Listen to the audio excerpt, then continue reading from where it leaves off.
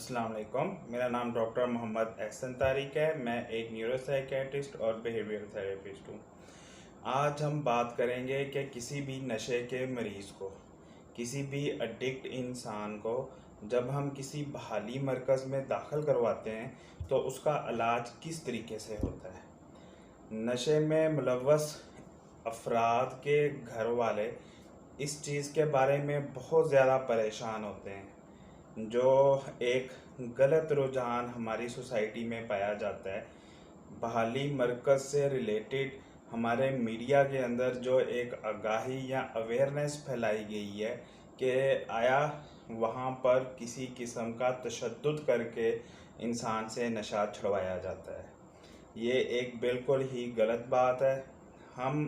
किसी भी इंसान को बहाली मरकज़ में या किसी जगह पर एडमिट तब करवाते हैं जब वो अपने घर के अंदर मोटिवेटेड ना हो, वो नशा ना छोड़ना चाहता हो या उसके पास इस किस्म के ज़िंदगी के हालात या इतने रिसोर्सेज अवेलेबल ना हो।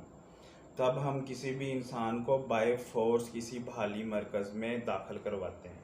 और बाय फोर्स दाखिल करवाने के अंदर उसकी फैमिली से कंसेंट लिया जाता है। उसकी फैमिली के सिग्नेचर्स, उसके भाई, उसका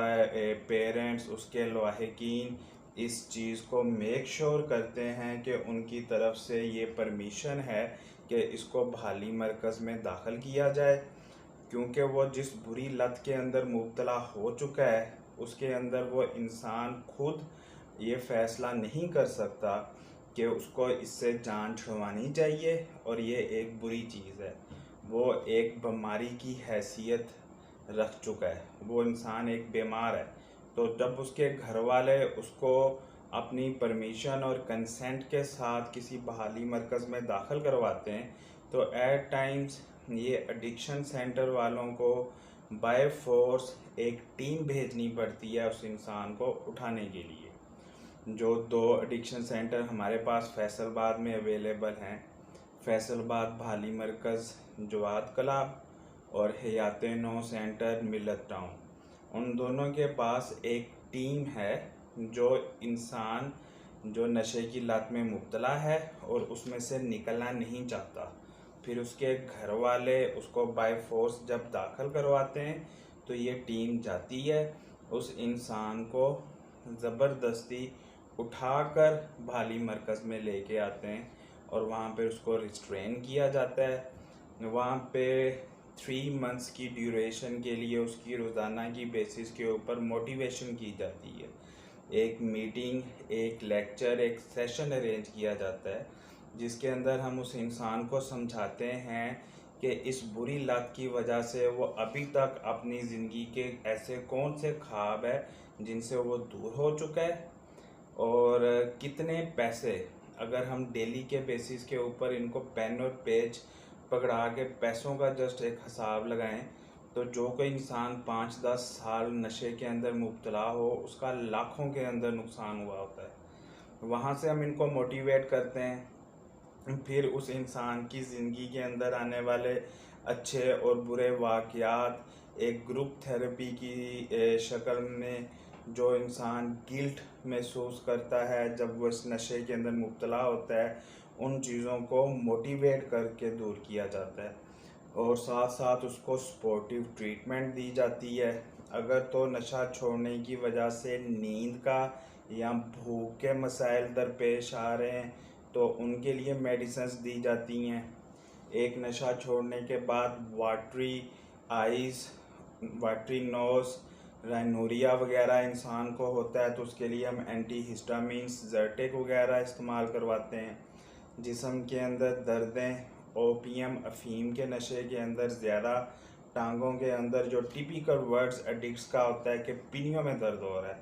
तो उसके लिए हम उसको वो पेन किलर्स मुहैया करते हैं और ये मेडिसिन्स चलती हैं डिपेंडिंग अपॉन कि कितना अर्सा उस इंसान को सिम्टम्स रहते हैं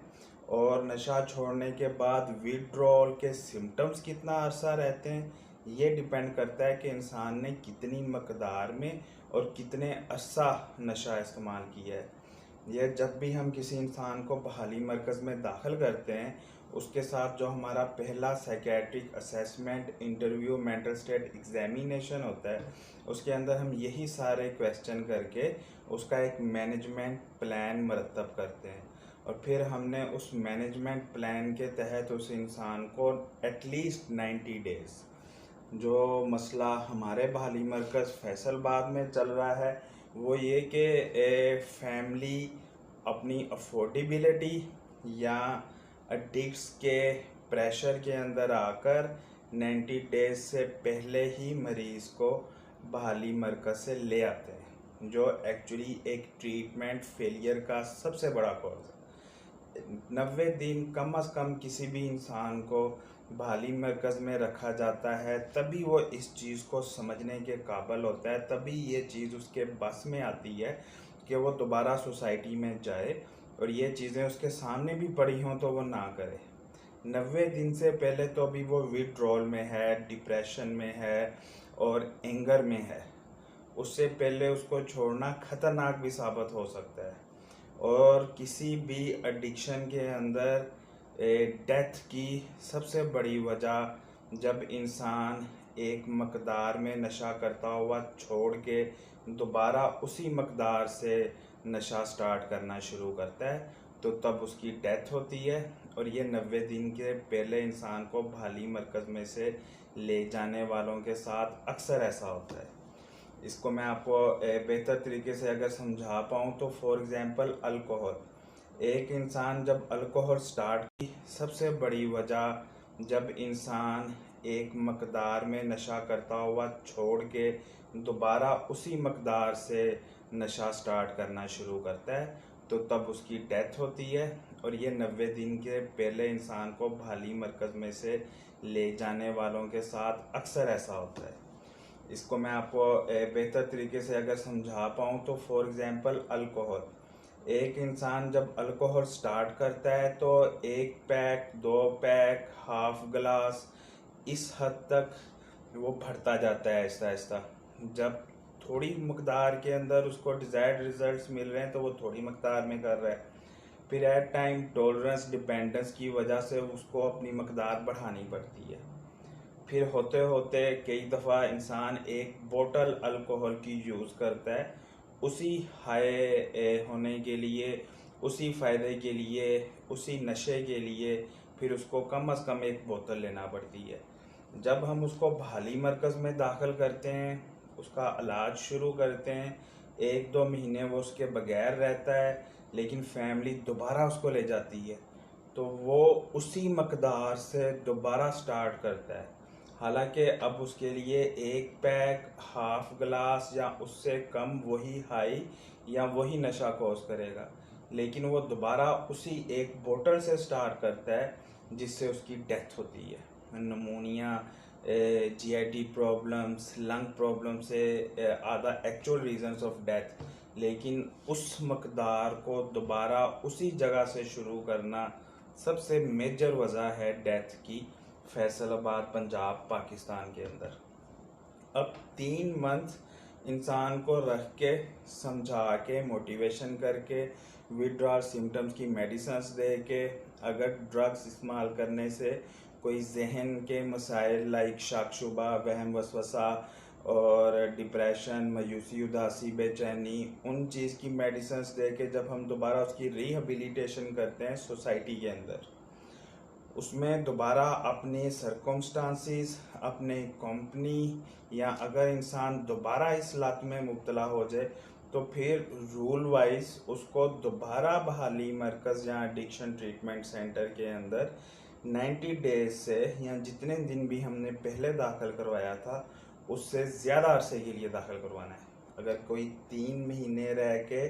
बाहर आके दोबारा नशा इस्तेमाल करना शुरू हुआ है तो अगली दफ़ा उसको 4 महीने के लिए करवाना है। अगर कोई 4 महीने रह के दोबारा करना शुरू हुआ है तो अगली दफ़ा उसको 5 महीने करवाना है। और इस तरीके से 3 से 4 साल लग सकते हैं, 4 से 5 इलाज हो सकते हैं बहाली मरकज़ के, तब नशा 100% काबिल इलाज है। हम लोग अपने मीडिया के थ्रू और हमारे DSM और नाइस गाइडलाइंस के मुताबिक भी एडिक्शन 100% काबिल इलाज है, लेकिन उसका तरीक़ाकार किसी साइकेट्रिस्ट या मेंटल हेल्थ प्रोफेशनल से समझने की ज़रूरत है। सबसे पहले हम उसकी मोटिवेशन देखते हैं कि आया वो घर के अंदर नशा छोड़ सकता है मेडिसिन से, या वो मोटिवेटेड नहीं है। अगर वो मोटिवेटेड नहीं है तो फिर हमें उसे किसी बहाली मरकज़ में दाखिल करवाना है, कम से कम 90 डेज़ के लिए, 90 to 120 डेज़ के लिए, 90 से 120 दिन के लिए। अगर उसके बाद बाहर आके वो दोबारा नशा इस्तेमाल करता है तो अगली दफ़ा हमने उसको उससे ज़्यादा अरसे के लिए दाखिल करवाना है, और इस तरह 3 से 4 साल लग सकते हैं, फिर नशा 100% काबिल इलाज है। और एक और क्वेश्चन जो फैमिली अक्सर हमारे से पूछती है कि बहाली मरकज़ किस तरह का होना चाहिए। किसी इंसान को रिस्ट्रेन करना, बंद करना, जहाँ पे उसको नशा ना मिल सके। रिसर्च के मुताबिक जो क्रिमिनल्स जेल में बंद होते हैं उनके अंदर सबसे ज़्यादा टेंडेंसी पाई जाती है कि वो नशा छोड़ दें, क्योंकि सबसे ज़्यादा सख्ती जेल में होती है। तो बहाली मरकज़ जहाँ रिस्ट्रेन बाय फोर्स किसी भी इंसान को किसी जगह पे कैद करना, वो इस तरह का होना चाहिए कि 3 से 4 साल उस नशा आवर चीज़ इस्तेमाल करने वाले शख्स के जहन के अंदर एक डर हो, एक खौफ हो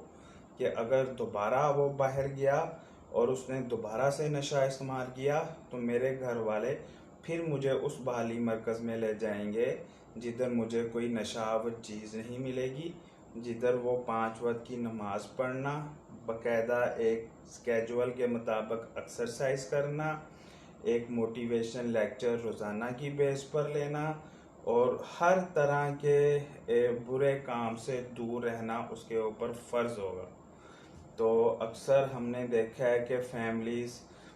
लाहौर इस्लामाबाद वाली साइड पे बड़ा लग्जरी टाइप जो है ना वो एडिक्शन सेंटर डिसाइड करते हैं, जो कि ट्रीटमेंट के बिल्कुल अगेंस्ट है। बहाली मरकज़ एक सज़ा जैसी चीज़ है जिसमें इंसान को दाखिल करवा के मजबूर किया जाता है बाय फोर्स रिस्ट्रेन रख के कि उसको नशा ना मिल सके। और एक और मसला जो बहाली मरकज़ में पेश आता है कि फोर्स या तशद्दुद करना बहाली मरकज़ वालों का किसी भी नशे के मरीज़ के साथ ना तो बनता है और ना इसकी कोई तुक समझ लगती है। लेकिन अगर एक इंसान ख़ास तौर पर आइस के जो नशा करने वाले हैं, अगर वो नशे ना मिलने की वजह से ज़्यादा लड़ाई झगड़ा, गुस्सा या मारपीट करते हैं तो फिर बहाली मरकज़ वालों को उस इंसान को बाय फोर्स बैठाना पड़ता है, उससे मार नहीं खा सकते बहाली मरकज़ वाले। अगर एक इंसान नशा ना मिलने की वजह से छत से कूद रहा है तो उस इंसान को बाय फोर्स पकड़ के बैठाना है, उसकी अपनी सेफ्टी के लिए। उसको कोई उस जगह पर मारे पीटेगा नहीं। एक और बड़ी वजह जो घर वाले पहले तो जब इंसान नशे में मुब्तला हुआ तो उनको नहीं पता चला, वो उस गलती को मानने के अलावा जब वो एडिक्शन सेंटर बहाली मरकज़ में दाखिल करवा देते हैं, फिर हर दूसरे दिन तीसरे दिन कभी कोई खाने की चीज़ लेके, कभी मिलने के बहाने, ख़ास तौर पर फीमेल्स घर की, ये इंसान के इलाज के अंदर रुकावट बनता है, ये एक मसला बनता है। वो इंसान सॉफ्ट कॉर्नर पैदा कर लेता है घर वालों के दिल में बहाली मरकज़ के अगेंस्ट बोल के, और फिर उसके घर वाले उसको वहाँ से ले जाते हैं, और 90 डेज से पहले ले जाना एक ट्रीटमेंट फेलियर है। हमें इंसान को बहाली मरकज़ में दाखिल करने के बाद बहाली मरकज़ की इंतज़ामिया के बताए हुए कानूनों ज़वाबित के मुताबिक उसके इलाज करने देना चाहिए, उसके अंदर रुकावट नहीं बनना चाहिए। Thank you. अल्लाह हाफिज़।